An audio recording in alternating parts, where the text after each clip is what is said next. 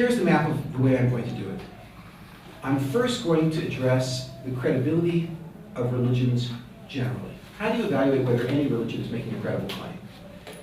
The second thing I'm going to do, and during that part of the presentation, part one of that presentation, I'm going to give you an algorithm which I believe destroys the credibility of religion in about 3 minutes once you know how to use it. Okay, that was my undergraduate thesis. Then, the second stage is I'm going to apply that algorithm to Judaism, and you will watch Jewish credibility go up in flames. Gone. The third step is I'm going to try to rebuild Jewish credibility. And I'm going to do that in 3 stages. So there'll be a 3A, a 3B, and a 3C. And then, I don't think there's going to be time, but if I could get to stage 4, in stage 4, I'm going to drop a bomb, which in one shot will establish Jewish credibility, I think, beyond a shadow of a doubt. If I can't do it with you orally today, I'll at least give you some written materials, because I had a feeling we weren't going to make it, so I'll give you some written materials so you can follow up. Yeah? I can't do all the work here for you. I can just give you a head start. And no one did this work for me. Yeah? When I was on my way in, there was nobody assisting me the way I'm about to assist you. So given the head start I'm about to give you, you should be very satisfied and go do work on your own. Okay. Fine. Okay. Keep your eye on the bouncing ball. Stage 1, we're going to try to evaluate the credibility of religions generally. Okay. When you approach any religion on the planet and you ask them, what have you got? That religion will describe to you all sorts of benefits you'll get if you join their religion. So for example, if you become a Christian, you'll be saved. If you become a Buddhist, you'll get an unparalleled sense of oneness with the universe and achieve a state close to divinity. If you become a Hindu, you'll get control over nature. If you become a Muslim, you'll get 70 friends in a waterbed. Right? Each religion has some benefit that you're promised if you submit to the rules of that religion. Okay, now, what happens if I go to a religious leader and I say, let's say a Christian, I say, I decided I'm not going to accept Jesus. Instead, I decided I'm going to become a Buddhist. I want to know, will I be saved in the next world? What will a Christian tell you? No. Under no circumstance. You accept Jesus and you're saved. You don't accept Jesus, you burn. Okay? Fine. And let's say I go to the Muslim, and I say to the Muslim, I decided not to become a Muslim. Instead, I'm going to become a Hindu, right? Am I going to get my 70 friends in a waterbed? Under no circumstances, yeah? It turns out, if I would say to a Buddhist, I'm not going to become a Buddhist. Instead, I'm going to become a Jew, right? Will I get to the 8th stage of transic insight? Will I end up a B-U-D-D-H-A? He'll say no, of course not. Every religion presents its benefits exclusively. That is, you only get those benefits if you submit to the rules of that religion. Clear? Okay, now watch. Once a religion has made the claim of exclusivity, that the only way to get those benefits is by submitting to their rules, they have stepped on to what I would call a credibility trapdoor. And if you want to destroy their credibility, all you have to do is ask these questions and you will see their credibility go up in flames. You say, that's fascinating. The only way for me to get these benefits, let's say Christianity, the only way for me to be saved is to accept Jesus? It must be that that technology, that you must accept Jesus, that system, is a secret. Because if it was patently obvious, if it was written in the sky, accept Jesus and be saved, then every religion would accept that. So the fact that you're the only ones who are proposing this means that you got access somehow to secret knowledge, that you must accept Jesus in order to be saved. Where did you get this knowledge? Okay, when you ask that question to any religion on the planet, where did you get this system for achieving these benefits? Every religion on the planet will confess to you something which I dubbed the revelation narrative. The revelation narrative is the story of how the founders of that religion came to possess the system. Okay, now, my undergraduate thesis was focused on revelation narratives. And here's what I discovered. 165 major religious families on planet Earth, thousands of different sects and cults. Every single one of them has a revelation narrative which follows the exact same pattern, coincidentally. Okay? What is that pattern? The pattern is it's always one or two people who have this transcendental experience, and then they persuade everybody else that it was true. So, for example, Christianity begins when, I'm only focusing on Christianity because you're English speakers, which means probably you're coming from a Christian country. But how does Christianity begin? Not with Jesus.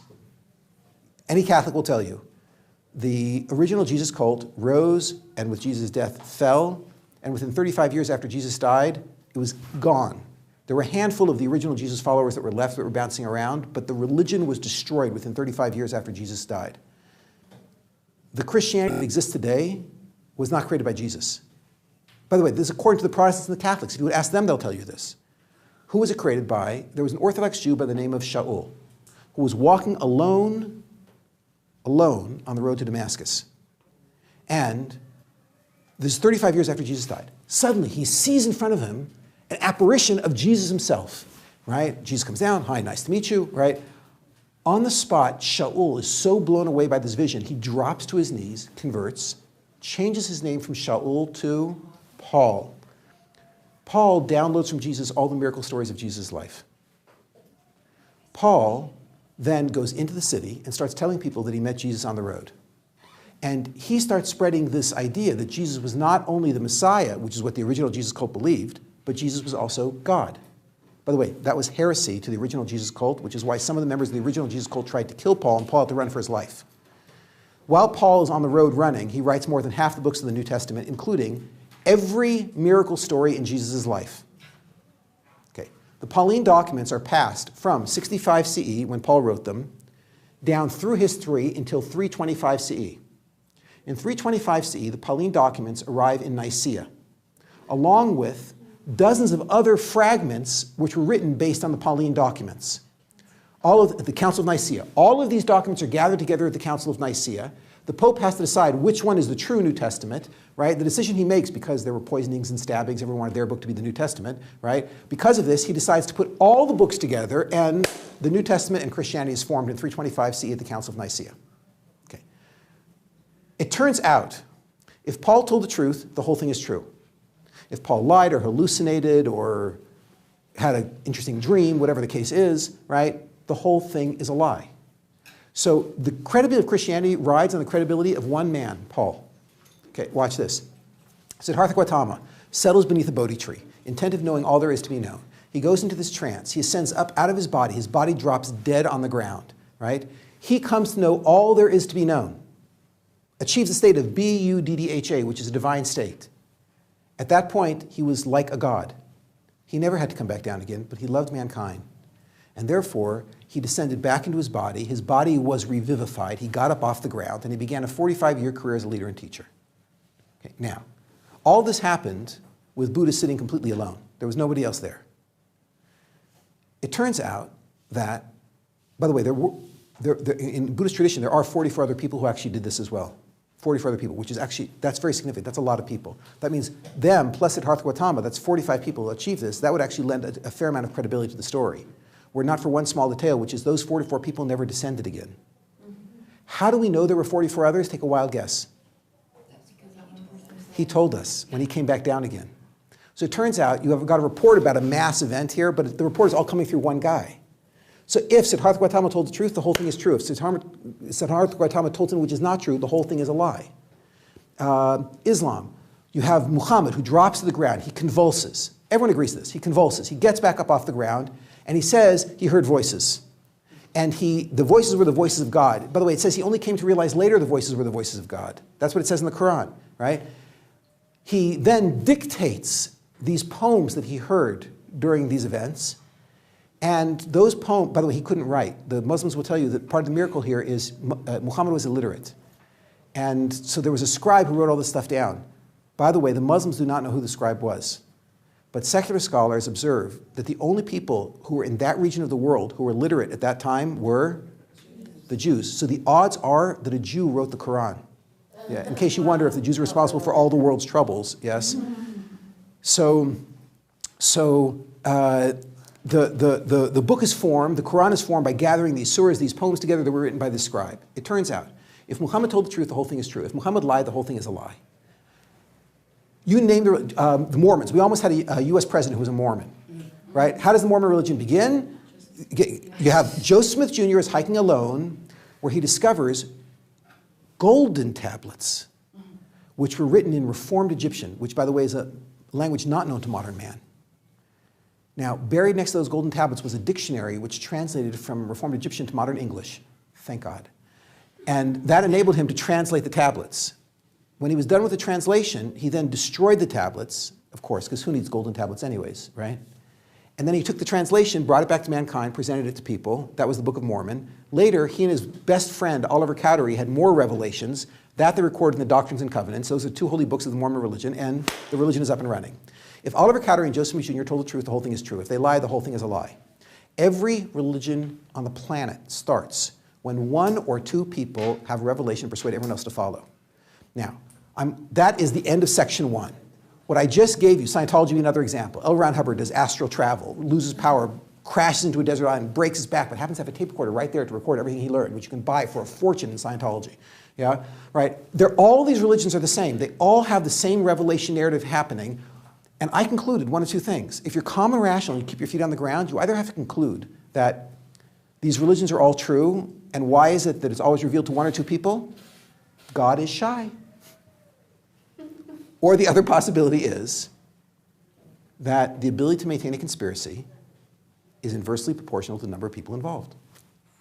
So even though there might have been religions that started when 5 people or 10 people lied and launched a cult, but you've never heard of those religions because they last from noon to 1. They disappear. Anything that's actually recorded in history has got to be only 1 or 2 people, because 1 or 2 people could actually keep a secret.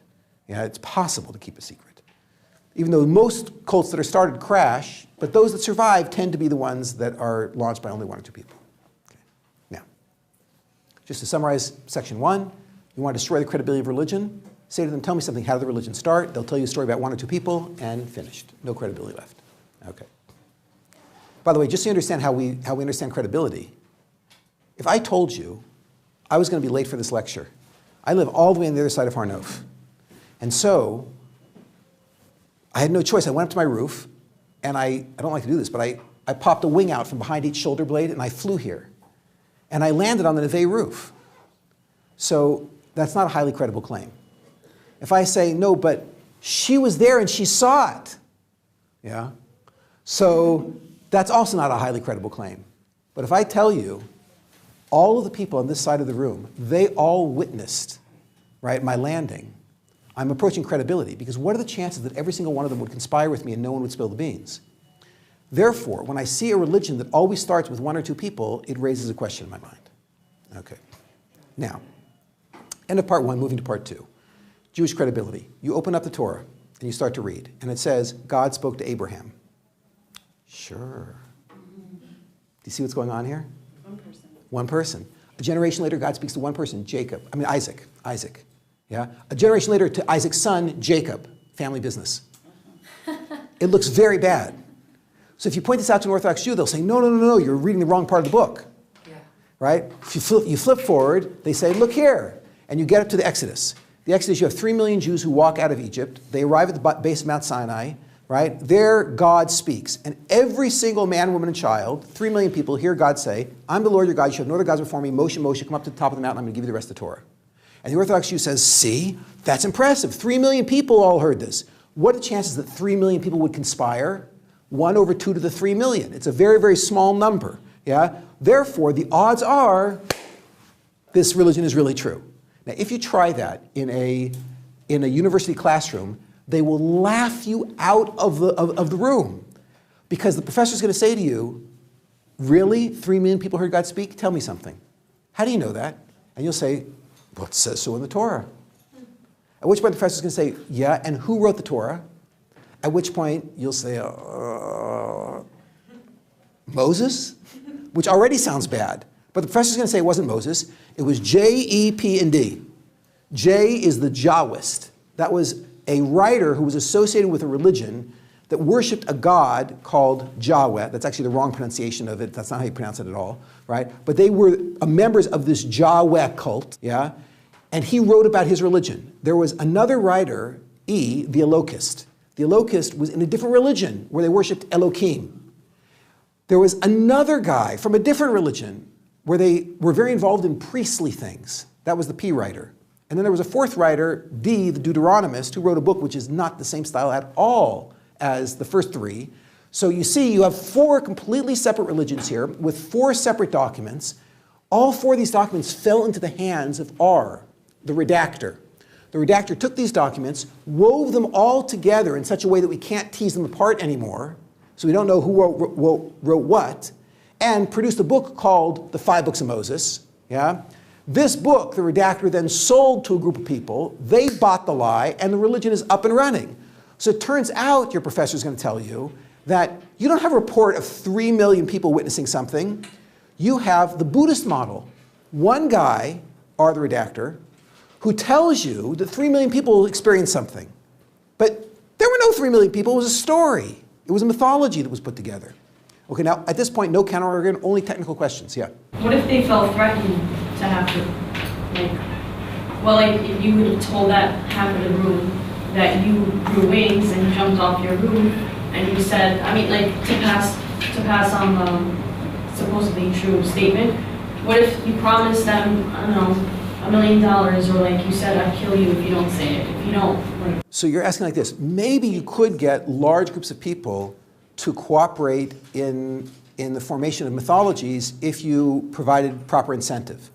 It's a very interesting theory, but you always have to check theories against the data. And the data here is, we don't have religions that start with more than 1 or 2 people. So therefore, you have to ask why. In other words, what you're doing is you're taking a theory and running with it without data. I'm starting from the other side. I'm starting with the data. All religions start with 1 or 2 people. Now you go and explain that. Why is that? So what you're saying doesn't help explain that. The opposite, what you're saying actually contradicts the data. So therefore you say, okay, I guess that wouldn't work. Because the data indicates, in other words, how do I know that if a person jumps out the 30th story of a building that he probably won't fly? Because every time someone tries it, they fall. So too here, it's unlikely that you'll actually be able to persuade 30 people to maintain a conspiracy forever and never spill the beans. How do I know?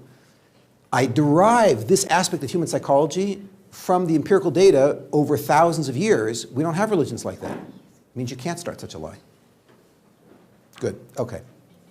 Now, hold off on counter-argument for the moment, because I probably will cover everything. Right now, only ask if something is very unclear, right, or even slightly unclear. Okay.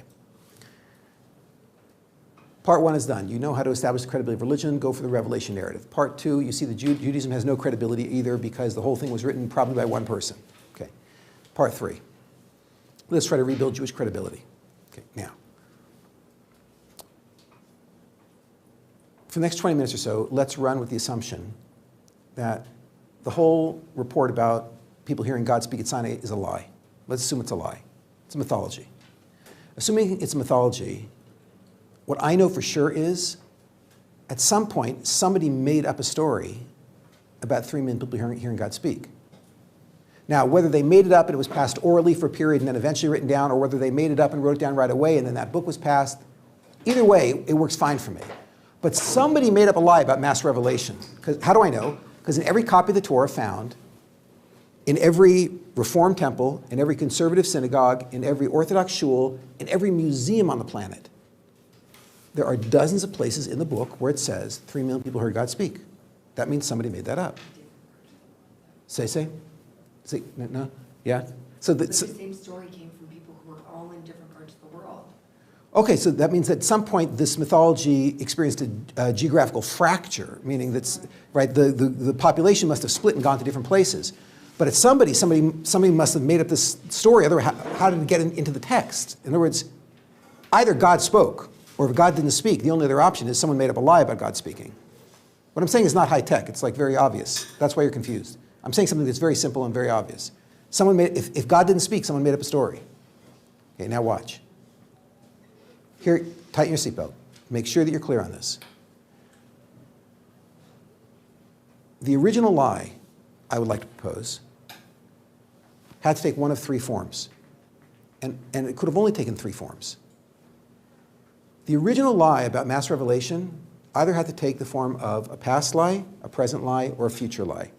And I'll explain that each of those 3 words, past, present, or future, refer to which generation did the charismatic cult leader claim heard God speak. Now, I'll make that very, very clear, like this. Let's go back to the moment when the original lie is being started. I'm going to be the charismatic cult leader. It could have been one person, could have been a group of people, doesn't make a difference, right? you guys are going to play the role of the wild-eyed cult followers who are going to go for this. I come to you, and I say to you one of three things. Start with the simplest model. The simplest model is present. I say, you, the present generation in front of me, all heard God speak. You heard him say these words, I'm the Lord your God, you have no other gods before me. Moshe, Moshe, come up to the mountain. I went up on the mountain, I got the Torah, I brought it down, and I gave it to the Jews, right? And you are so persuaded by my charisma that you all cried in unity, right? Amen. And the religion's up and running.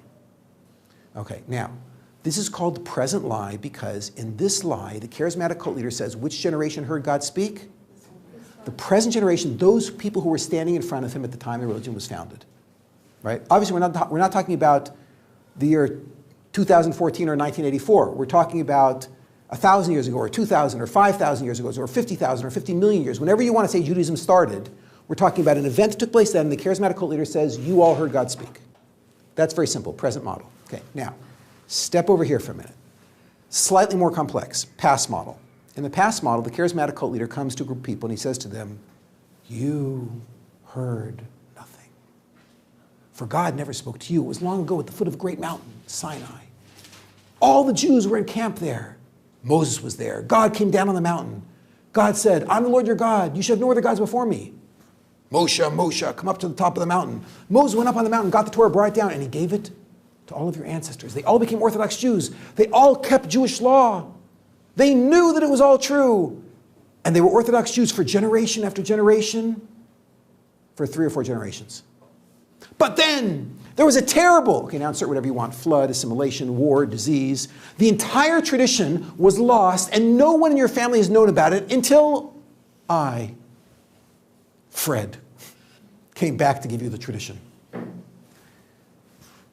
I actually have a copy of the original Torah that was given to your ancestors right here. I pull it out, I give it to you, and you are so blown away by my charisma that you all cry out in unison, Amen! And the religion's up and running.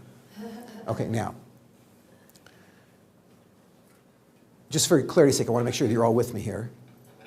Why, when I describe to you the past lie, why did I insert a gap? Why did I say there was a disease or war assimilation? Why didn't I just say, long ago, God gave the Torah to your ancestors, and everyone in your family has been an Orthodox Jew right down to your parents? Because you're starting a lie. Say, spell it out more. You can't check. Who are you going to ask? If your ancestors There's no documents. Ah. Because it's not true, so there was nobody there. Exactly. You're all saying the same thing, which is this. If I say that it was passed straight down to your parents and all of your parents are Orthodox Jews, and I just made that lie up, you will all know in a split second that I'm lying to you because, funny, I don't remember my mother being an Orthodox Jew, yeah? Right? Therefore, in order to protect my credibility, I must tell a story, a 3-part story. I must tell a story about Moses at Mount Sinai, a gap, the disease, the war, the assimilation, whatever it is.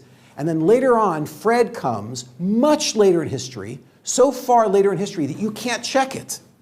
Right? You can't check when the last Orthodox Jew in your family was. You never heard of this Orthodox Jew, but I tell you, it was 1,000 years ago was the last Orthodox Jew in your family. So you can't check that, then you'll buy the story. Therefore, past lie could also be called Moses Gap Fred. It's the MGF theory, yeah? Because you have to, right? You have to propose the original lie was there was a Moses, there was a gap, and now I, Fred, am coming to restart the religion, right? That's really the past lie. The past lie is which generation heard God speak? It wasn't. It was a past generation so far back that you can't trace it. Okay? So I have the past lie. I've got the present lie. Okay. Now, just for completeness' sake, let's throw in the future lie. The future lie is. Charismatic cult leader comes to a group of people, and he says to them, you heard nothing. And your ancestors heard nothing. For, and then he says 5 words, God has not yet spoken. And he persuades all of you that God has not yet spoken, but someday all the Jews will be gathered at the foot of a great mountain called Sinai. There'll be a leader there, Moses. God will come down that mountain. God is going to give the Torah to the Jews on that mountain. The Jews will accept it. They're all going to become Orthodox Jews. And I happen to have an advanced copy right here. Yeah? I hand you the book, and you all cry out in unison. This is your last chance. Amen. Okay, that's getting there. You guys will be a cult someday. Right? And that's it. The religion's up and running. Okay, now. This is called the future lie because here the claim is which generation heard God speak? Not the present, not the past. It will be a future generation. Okay, now, look at the power of the model that I just put on the table.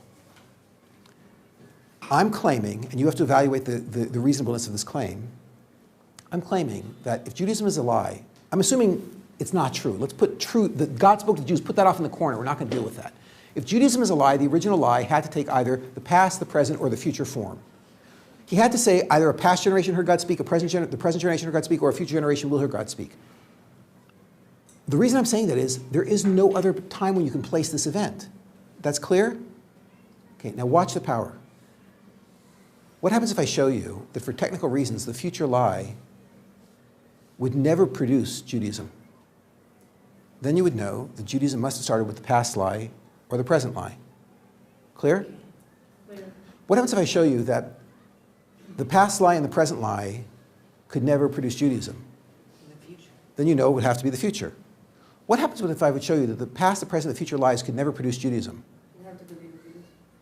Oh, so let's not go there. That's exactly what I'm trying to avoid. Yeah? Okay, watch what happens. Now we're in 3. I'm going to do A, B, and C with you. 3A, I'm going to show you a small problem with future. 3B, I'm going to show you a small problem with present. 3C, I'm going to show you a small problem with past. Okay, if we have time, I'm going to get to 4, drop the bomb. Okay. 3A. Let's start by attacking future. It's the easiest one to take out. Here's how I'm going to take it out. I'm going to tell you exactly what I'm doing so you will not get lost.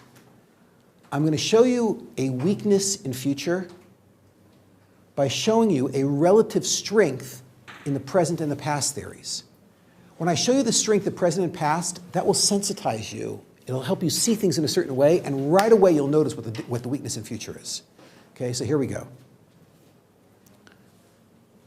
My rule is you are not allowed to draw conclusions without evidence.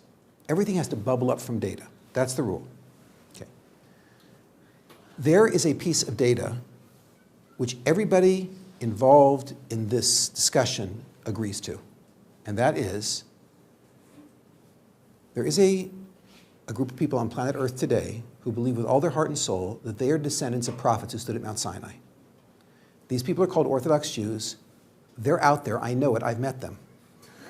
Okay, now, we also know, as a matter of fact, this is not the first generation of Orthodox Jews.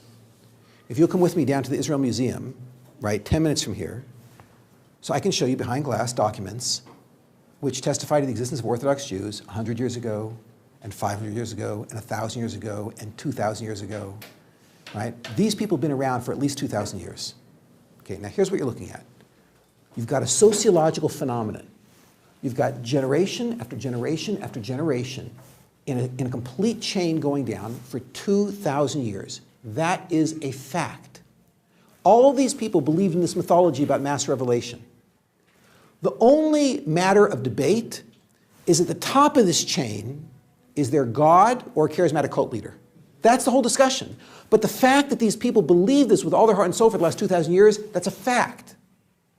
Okay, now, watch. Try to put together these 3 theories of past, present, and future with that fact. Watch what happens. Take present.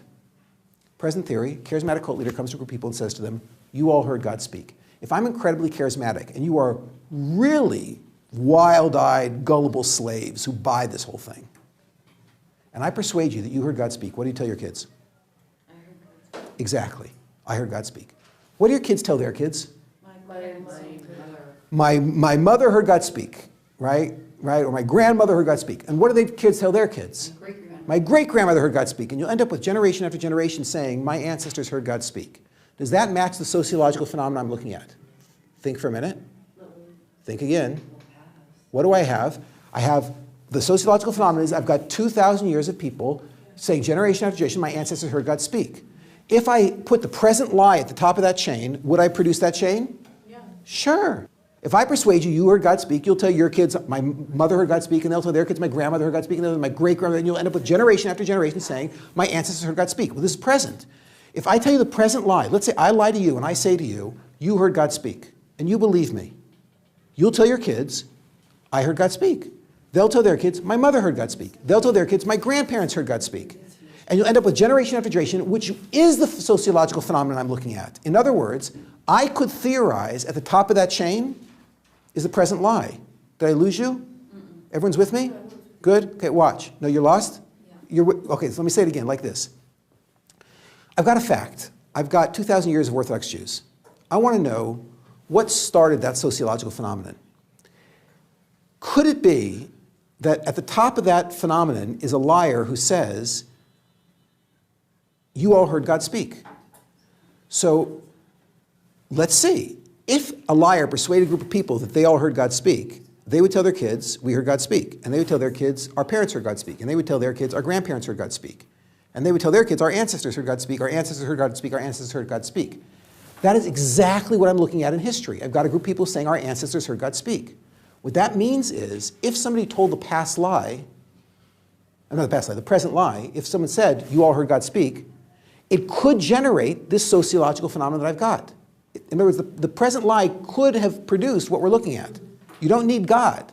The present lie would have done it. Clear? Watch. Go here to the past lie. In the past lie, charismatic cult leader comes to a group of people and says, your ancestors heard God speak. If I persuade all of you that your ancestors heard God speak, what do you tell your kids? My ancestors. And they tell their kids? Yeah, but that's present. No. Past is, I speak to a group of people and I say to them, not you, your ancestors heard God speak. Remember, past refers to which generation do I claim heard God speak? And here the charismatic cult leader is saying your ancestors heard God speak. Present is saying I heard God speak. Present is when I say you all heard God speak. Past is when I say your ancestors heard God speak. Everyone's clear? Yeah? Now, if I persuade you that your ancestors heard God speak, will that produce the sociological phenomenon I'm looking at? Yeah. Of course. You'll get generation after generation saying my ancestors heard God speak. Is everyone with me? Yeah. Clear? Fine. Watch. Come over here for a minute. Future lie. Charismatic cult leader, really persuasive, tells a very gullible group of people 5 words. God has not yet spoken. If I persuade all of you God has not yet spoken, someday he'll speak, but God has not yet spoken. What do you tell your kids? God has not yet spoken. Someday he'll speak, but God has not yet spoken. What do they tell their kids? God has not yet spoken. You'll end up with generation after generation saying God hasn't spoken. Is that the sociological phenomenon I'm looking at? No. What do you see? The future lie did not produce this sociological phenomenon. That's not at the top of the chain. Okay. Everyone's clear? That's 1 down and 2 to go. By the way, it could be at some point in history somewhere someone may have said the future lie, someday God will speak, but that is not what produced this chain. Yeah? At some point at the top of that chain you have to get to either the past lie or the present lie to produce that chain. The future lie will never do it. Everyone's clear? No? Confusion? A lot of confusion. Everyone's lost. Quick question? Yes. That's confusing me. You keep saying 2,000 years back, but didn't this actually happen like 2,800 years back? I mean, when did Judaism actually start? No, but when we were up at Mount Sinai. Some people say it was 3,300 years ago, but this is irrelevant. In other words, pick any date in history that you want, and then you've got a charismatic cult leader who's telling lies. Okay, wait, I got the charismatic cult leader. He's telling, like, I get the past, I get the present, like, your ancestors heard blah, blah, blah, blah, blah. Like, your ancestors blah, blah, blah, blah. Now you're saying the future is different, though. Why? So like this. In the present lie, he says, you heard God speak, and after 4 or 5 generations, that's become our ancestors heard God speak. Okay. In the past lie, he starts off with your ancestors heard God speak, and after 4 or 5 generations, that is our ancestors heard God speak. And both of those are what we're actually looking at in history. In history, I've got a group of people saying our ancestors heard God speak. So the past and the present could produce that. Now I come over here to future. In the future lie, the charismatic cult leader says, God hasn't spoken yet. So no one's heard God speak. And the next generation says, yeah, we were told by our great prophet, God hasn't spoken yet. And then the next generation said, God hasn't spoken yet. God hasn't spoken yet. And you'll end up with a generation after generation saying, God hasn't spoken. Is that what I'm looking at in history? Is that Orthodox Judaism? No. The Orthodox Jews say he spoke a long time ago, which means the future lie is not what is at the top of that sociological chain historically. That's not how this whole religion got started, with somebody saying God hasn't spoken yet. Clear? Everyone's with me? Yeah? I'm just a little confused about the present lie. How could it even make sense if, how can people believe that God has spoken to them if you say it to them? If Hold on. It's a good counter-argument. It's a good counter-argument. I'm going to get to it right now. In other words, as long as you understand everything I've said up until now, you're okay. Don't worry, I have anticipated your question. I'm going to deal with it. But the most important thing is you all see, future's gone, present and past are still reasonable explanations for how Judaism got started. Good? Okay, watch. Let's do present. Okay, the fastest way to do this is going to be by dealing with a real religion. So let's actually throw this out. I'm going to show you a small problem with present lie. There was a charismatic cult leader by the name of Marshall Applewhite. Applewhite developed a cult in Rancho Santa Fe, California, very wealthy community, very successful people live there. He persuaded there 40 people that there's a better place that everyone can go to, a place called heaven, and the only way to get to heaven is to pass through Heaven's Gate. If you want to pass through Heaven's Gate, he explained to people, you must be wearing black Nike tennis shoes. 40 people started wearing black Nike tennis shoes 24/7. They bought this lie. Okay. I'm editorializing. I think it was a lie. Yeah, it's a true story. This is a true story. Applewhite milked these people for a tremendous amount of money, bought a mansion in Rancho Santa Fe, invited the whole group to the mansion, and at this mansion, he explained that the men are going to have a much more difficult time passing through Heaven's Gate than the women because there's a particular piece of male anatomy you cannot possess when you pass through Heaven's Gate. He then passed out bottles of chloroseptic spray, which is a really neat green spray. You use it on a sore throat. It's a topical anesthetic, kills the pain instantly. And he passed out to all the guys X-Acto blades. And then it's a very sharp knife. And then on video, the men in the Heaven's Gate group proclaimed their faith in Marshall Applewhite and then performed what was called minor surgery. Yeah, they sewed themselves up with tooth floss. By the way, Marshall Applewhite did not castrate himself because he said he had to wait till later, which I completely understand. Yeah, okay, fine. Time went by. He called another meeting of the group. 38 out of the 40 members made it to that meeting. 2 people were physically prevented from getting there, but 38 members made it there. At the meeting, he explained, tonight is the night we're going to ascend into the spaceship, which is taking us to heaven. And if you want to ascend into the spaceship, all you have to do is take this lethal dose of phenobarbital, and after you pop the pills, just tie a hefty plastic trash bag over your head and around your neck, and you will ascend.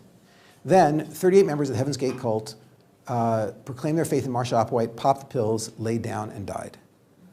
Okay, now, what you have here is by the way, everybody in the Heaven's Gate cult had a bachelor's degree or higher. You're talking about people who, there was not a single member of the Heaven's Gate cult who had been to therapy. They'd never been to a psychiatrist or psychologist. You're talking about, and the families of these people said that their relative was completely sane until they fell into this cult and became a raving lunatic. So what you're talking about is a highly rational, financially successful, intelligent, well-schooled group of individuals who fall into a cult and lose their marbles. They go crazy. Which smashes the perception that most of us have that people who join cults are sick or dumb. Yeah? By the way, if you just pay attention to the news, you'll realize that people that these cults are going after are not sick and dumb. They're not trying to pick up sick and dumb people. They want people who have resources. Yeah? Some of the most famous people on the planet today are members of these crazy cults. Yeah? Whether, from Tom Cruise, Madonna's not normal, but okay, whatever, there's, right, you name it. You're talking about people who are well put together. I sat in on dozens of cult meetings. The people who are sitting there are just like you and me. There's no difference. Okay, now, you right now are vulnerable to falling into a cult. And in order to be protected from falling into a cult, you need to know one thing. If I tell you this one thing, you cannot fall into a cult. And that is, I call it Applewhite theorem. Applewhite theorem has 2 clauses. Clause A, people are gullible. They'll believe anything, even something that asks them to act self-destructively. Okay, this is the psychological hole, the weakness that enables people to be pulled into a cult. People are gullible, they'll believe anything, even something that asks them to act self-destructively. Clause B, as long as the lie cannot be checked. Exactly. People are stupid, but they're not that stupid. Why didn't Marshall Applewhite say, the spaceship that dropped your mother off here is coming to pick us up? They would call their mothers. Why didn't he say the spaceship dropped your grandmother off here is coming to pick us up? You could check that. People don't believe checkable lies. People are stupid, but they're not that stupid. If they can check it, they'll check it. Every religion on the planet starts with a lie that conforms to Applewhite theorem. Hi, my name is Paul, and I just came back from the road to Damascus, where I met Jesus alone. Can you check that? No. Hi, my name is Siddhartha Gautama, and I just came down from the 8th stage of Transic Insight, where I became a BUDDHA. Can you check that? Hi, my name is Joseph Smith Jr., and I found these golden tablets which I destroyed. Can you check that? Right? You name the religion. Hi, my name is Muhammad. I just had an epileptic and had a prophetic experience. Yeah. Can you check that? Right? All these religions start with claims that are uncheckable. And therefore, the charisma of the cult leader can draw somebody slowly into belief in the cult. They never start off with a claim which is checkable. Therefore, if you are sitting in a room and someone starts making claims that you cannot check, you get up and you walk out. Right? Or if you're doing research like I was, you remain very skeptical. That's what you have to keep your eye on. Is the claim checkable? That's the key. Okay, so now like this. The problem with present lie is, in present lie, the charismatic cult leader doesn't come to you and say, all of your mothers heard God speak. You can check that. You'd never believe it. He doesn't come and say, all of your grandmothers heard God speak. You can check that. You would never believe it. He says the worst possible thing to say to you. He says, you all heard God speak. Tell me something. Might you know if you heard God speak? Watch. You all just heard God speak. Oh, that didn't work? How about this? I took Yale students out a month ago to the desert, and I yelled off a cliff, right? This is God! No one believed me. Maybe that's because I'm from Yale. Other people would. Yeah? Right? You not only wouldn't believe me, there's nothing I can do to persuade you that you heard God speak, but more than that, you don't know anybody who would believe that. No one in your life. In order to believe that that's how this whole thing started, you have to propose that in the old days, people were really dumb. Okay? Now, I've met one man in my life who believed in present lie, that that's how Judaism got started. He was the former head of the Reconstructionist rabbinical movement in America. And the man said in front of 80 students in a college program, a summer program, he said in front of them, he believes in present theory. And I said, how can you believe in present theory? What about this problem, Applewhite theorem? People are dumb, but they're not that dumb. No one's going to believe that. So he said to me, I'll tell you how it happened. I said, pray, do tell. So he says, here's what happened. Isn't it true that Abraham went to sacrifice his favorite son, Isaac? So he said, okay, that's what it says in the Torah, so what? So he said, would any psychologically normal person try to kill his favorite son? Obviously, Abraham wasn't well. So he said, keep going. So he says, isn't it true that Isaac, at the time the sacrifice was an adult, calculated, he was 37 years old, Isaac was 37 years old, and he cooperated with his father. He allowed himself to be bound, he stuck out his neck for his father to slice. He said, would any normal person stick out his neck for his father to slice? Obviously, Abraham's developmental disability was passed into Isaac. Had a genetic component. Yeah? Isaac passed this genetic disease into Jacob. Jacob passed this developmental disability into all the tribes. By the time we got to Egypt, it was an entire nation of retarded people. Moses said, you heard God speaking. I said, we heard God speaking. It was up and running. How about that? That's how it happened. So I said, you know, doctor, about you, I believe this theory. Right? But how do you explain that all the other descendants of the only known retarded nation in history win more Nobel Prize per capita than anybody else on the planet? He didn't like my joke. But the point is, you have to propose nation of retarded people in order to believe in present lie. The problem with future lie is the future lie would never produce the sociological phenomena we're looking at. The problem with present lie is people are stupid, but they're not that stupid. No one is going to buy it if you tell them you heard God speak. That leaves past theory. Okay, now, the problem with past theory is very simple. The problem with past theory is as follows. In a past theory, a charismatic cult leader comes to a group of people and says to them, long ago, God spoke to your ancestors. They all became Orthodox Jews. Then there was a terrible disease, flood, war, assimilation. The entire tradition was forgotten for 500, 1,000, 2,000 years. No one has known about Mount Sinai. And I, Fred, am coming to tell you about the tradition because God spoke to you last night and told me. Or God passed it down to my family, whatever the case is. Past theory is Moses gap, Fred. Watch. Let's do a little experiment. Let's say I lie to you, and I tell you, Moses gap Fred, and you believe me. What do you tell the next generation? Moses gap Fred. The next generation hears Moses gap Fred from their parents. What do you tell the next generation? Moses gap Fred, Moses gap Fred, Moses gap Fred. And you'll end up, throughout history, a story about, there was Moses, there was a tremendous disaster where for 500,000, 2,000 years, no one knew about Mount Sinai. And then came the second most important person ever in Jewish history, Fred, who restarted the religion by reminding people about Mount Sinai and giving them back their lost Torah. Okay, now, here's the problem. I ran an interesting experiment. I went to one of the most influential rabbis here in Jerusalem, 25 years ago. He's passed away now. He was a very special person. I said to him, tell me something, Rabbi. All this Torah that you're teaching people, where'd you get it? He said, I got it from my teacher. Really? What's his name? He said his name was Rabbi Lawrence Kelemen. So I said, fascinating. Just a minute. I went and I checked. And I found 4 independent Jewish literary sources which testified to a relationship between the man I was speaking to, his name was Rabbi Shlomo Volba, and the man who he claimed was his teacher, Rabbi Lawrence. I found 4 independent Jewish literary sources saying these 2 people actually knew each other. I went back to him and I said, tell me something. Where did Rabbi Lawrence get this Torah? So he says he got it from his teacher. Who was his teacher? Rabbi Lawrence Kelemen. I checked 4 sources. I said, and who before him? He said, Rabbi Lawrence, he was a student of Rabbi Israel Lipkin of Salant. I said, really? Check 4 sources. And Rabbi Israel Lipkin of Salant, where did he get it? He got it from Zendel of Salant. 4 sources. Where did he get it? Zendel got it from Rabbi Chaim of Volozhin. Where did he get it? From Rabbi Eliyahu of Vilna. And where did he get it? And I traced this thing back. Okay. I was able to produce this neat little chart. Okay, now, this took 2.5 years. This starts with Rabbi Shlomo with the death date, right? And goes straight up from Shlomo Volba, teacher, student, teacher, student, teacher, student, teacher, student, until you get to Moses. Okay, now. Wait, listen carefully, because otherwise you're going to misunderstand. Every name on this list, from Moses down to the end of the Bible, that's Moses to Ezra, I took the Bible's word for. From Ezra forward, right, I had to have 4 independent sources claiming a teacher-student relationship. And I produced this chain going straight down from there. I am not telling you that anything on this sheet is factually accurate. I'm not telling you that. I'm telling you something which is far more powerful. Personally, I think it's accurate. But I don't care. There's something that's far more powerful about this sheet.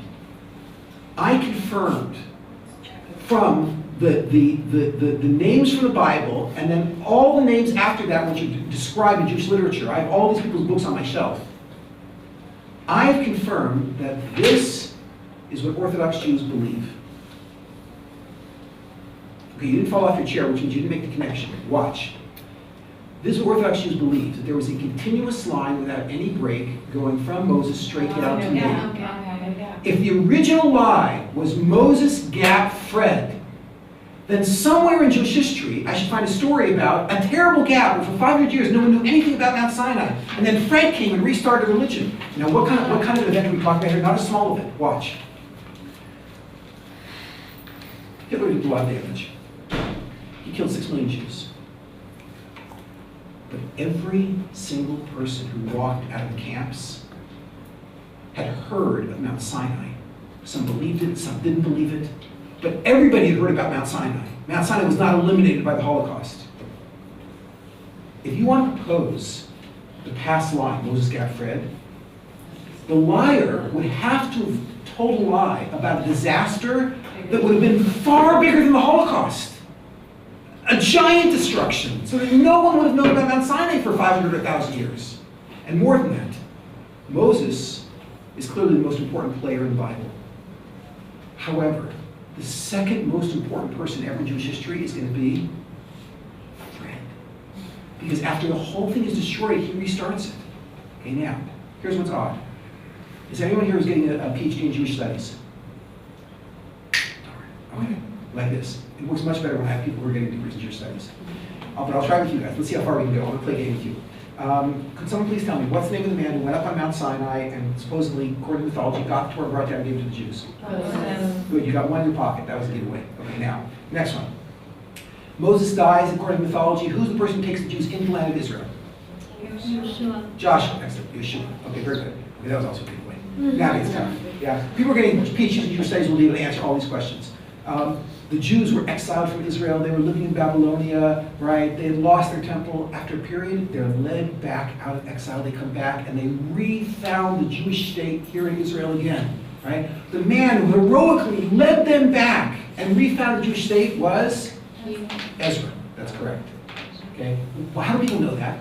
He was a giant person. He made a huge contribution theologically and historically. It was tremendous. And people know what he did. He brought the Jews back. Okay, watch. What is the name of the person who redacted the Mishnah, one of the greatest books ever in Jewish literature? Judy the Prince. That's correct. She could get her PhD in Jewish studies. All right, this is difficult. This is even a challenge for you. What is the name of the person, two people, who redacted the Talmud? Very nice. Okay. How does she know these names? The answer is, they created the Talmud. It's huge. However, none of these accomplishments that we just went through are as large as the accomplishment of Fred, who after a religion was gone for 500,000 years, reminded people about Mount Sinai. Okay, now here's the problem. When I stand up in front of people who are getting their PhDs in Jewish studies, and I say to them, okay, could someone please tell me, where is the gap in Jewish history and where is Fred? So this person will say, Fred is Yirmiyahu. And this person will say, it's not Yirmiyahu, it's Yechezkel. This person, it's not Yechezkel, it's Ezra. It's not Ezra. And you stand back and they kill each other. And I say, ladies and gentlemen, why are you fighting? Don't you know? This is the greatest person ever in Jewish history. Why is there any confusion about this? And where's the gap? Why did that, watch, it's not just the Jews don't have a record of the gap. The Christians never heard of a gap, or a disaster, or a Fred. The Sadducees never heard of a gap and a Fred. The Karaites never heard of a gap and a Fred. No one has ever heard of a gap and a Fred. There's no evidence of this. Therefore, watch the power. If you play by my rules, and my rules are, where there's evidence, you draw a conclusion. In the absence of evidence, you cannot say anything. It's a leap of faith. If you buy that rule, and you want to believe in present theory, or not present theory, past theory, you can say past theory. You can say, I believe in past theory. You have to say it like this. You have to say, I'll believe in past theory. Because it's a total crazy leap of faith. What would make someone believe that anyone ever said Moses got Fred? There's no evidence that anyone ever said Moses got Fred. In fact, we find the opposite. Everywhere we dig in Jewish history, we find Jews saying there's a continuous line. So why would I say that there's Moses got Fred? That lie was never told. Small problem with the future lie is, the future lie will never produce the sociological phenomenon we're looking at. Small problem with present lie is, in present lie, you're asking people to believe that they just heard God speak. No one is that stupid. In the past lie, a small problem is the original lie is Moses got Fred. But no one ever heard of a gap or a Fred. Why would I think that that lie was ever told? But the only way that Jews can be a lie is either through the past, the present, or the future. That only leaves one alternative, which is, it's true. That the thing started when God spoke to the Jews at Mount Sinai. Okay, now, I'm 5 minutes over, so I have to stop. However, I will tell you that when this first occurred to me, I was shaken, but not willing at that point to actually start taking on Orthodox Judaism. I thought, this is serious, I've got to think about it. However, when I hit the bomb, it's about 3 years later, when I hit the bomb, I realized, okay, it's true. And that was the point where I actually started moving. So I can't do the bomb today because we're out of time. But, no, don't get upset. What I did do was, I brought you the bomb in print. And it is so simple and so straightforward, it will take you 10 minutes to read, and you'll see right away what will push you over the edge, yeah?